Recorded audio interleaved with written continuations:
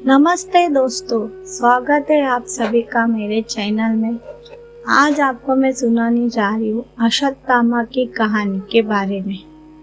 दोस्तों, आप सभी को ये वीडियो कैसे लगा मुझे कमेंट्स में ज़रूर बताइए और साथ ही साथ मेरे चैनल को लाइक और सब्सक्राइब करना ना भूलें। महाभारत ऐसा महाकाव्य है जो कि हिंदू धर्म का आधार है। महाभारत महाकाव्य श्री गणेश के हाथों से लिखा गया था। इसे वेद व्यास ने बोला था। महाभारत में कौरव और पांडव के बीच राज्य प्राप्ति के लिए युद्ध हुआ था। इस युद्ध में कौरव के तरफ से गुरु श्री द्रोणाचार्य ने भाग लिया था। द्रोणाचार्य का पुत्र अश्वत्थामा ने भी कौरव की तरफ से युद्ध लड़ा था। अश्वत्थामा एक महान योद्धा था। आज हम आपको महाभारत के अमर योद्धा अश्वत्थामा के बारे में बताएंगे। दोस्तों, जानते हैं अश्वत्थामा का जन्म और बचपन के बारे में। अश्वत्थामा द्रोणाचार्य का पुत्र था। उनका जन्म महाभारत के काल में यानी द्वापर युग में हुआ था। द्रोणाचार्य को संतान प्राप्ति नहीं हो रही थी, तो वे भटकते भटकते हिमाचल की वादियों में पहुंच गए।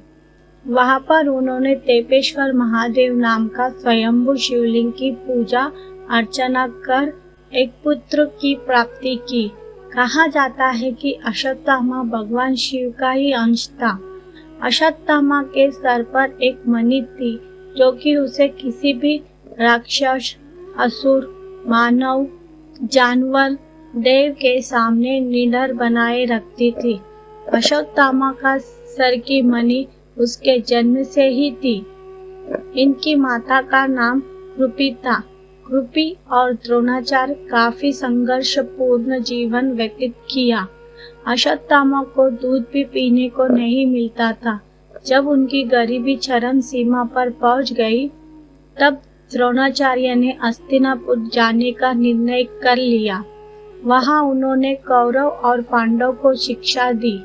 पांडव और कौरव के साथ ही उन्होंने अश्वत्थामा को भी शस्त्र और शास्त्र विद्या ज्ञान दिया। दोस्तों, जानते हैं अश्वत्थामा की शिक्षा। अश्वत्थामा महाभारत में महान योद्धाओं में से एक था जो सर्वश्रेष्ठ धनुर्धारी कहलाता था। लेकिन अश्वत्थामा ने ये गलती की कि उन्होंने कौरव के साथ दिया, क्योंकि उनके पिता द्रोणाचार्य ने भी कौरव का ही साथ दिया था। द्रोणाचार्य ने ये सोचकर कौरव के साथ दिया था कि राज्य से निष्ठा रखते हुए वे राज्य के खिलाफ लड़ नहीं सकते। युद्ध के समय उन्होंने किसी भी कौरव या अन्य योद्धा की जरूरत नहीं थी। द्रोणाचार्य और अश्वत्थामा ही एक समय पांडव की सेना पर भारी पड़ रहे थे। तब भगवान श्री कृष्ण को युक्ति आई। उन्होंने सोचा कि क्यों ना गुरुदेव को बल से नहीं छल से पराजित किया जाए।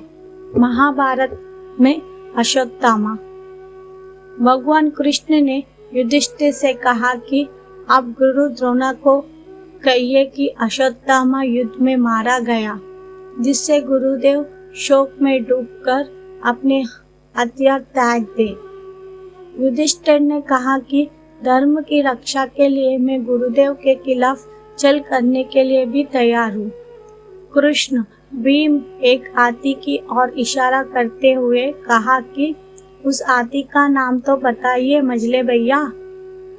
भीम कृष्ण जी की युक्ति समझ गए और उस हाथी को मारकर गुरु द्रोण के सामने चले गए और कहने लगे कि गुरुवर, मैंने अश्वत्थामा को मार डाला, पर द्रोणाचार्य को भरोसा नहीं हुआ। उन्होंने अपने सारथी को कहा कि रथ को युधिष्ठिर की तरफ ले चलो। युधिष्ठिर के रथ के सामने पहुंचते ही उन्होंने युधिष्ठिर से कहा कि क्या ये सत्य है कि अश्वत्थामा की मृत्यु हो चुकी है? तब युधिष्ठिर ने कहा कि हाँ, अश्वत्थामा मारा गया, परंतु हाथी। लेकिन जिस वक्त युधिष्ठिर ने कहा परंतु हाथी, उस समय कृष्ण ने शंखनाद कर दिया था, जिससे गुरु द्रोण को लगा कि अश्वत्थामा उनका पुत्र मारा गया। इस तरह युधिष्ठिर के मुंह से झूठ नहीं निकला। ये बात धर्मराज युधिष्ठिर के मुंह से सुनने के बाद द्रोणाचार्य शोक में डूबकर अपने सारे शस्त्र जमीन पर डाल दिए और शोक मनाने लगे।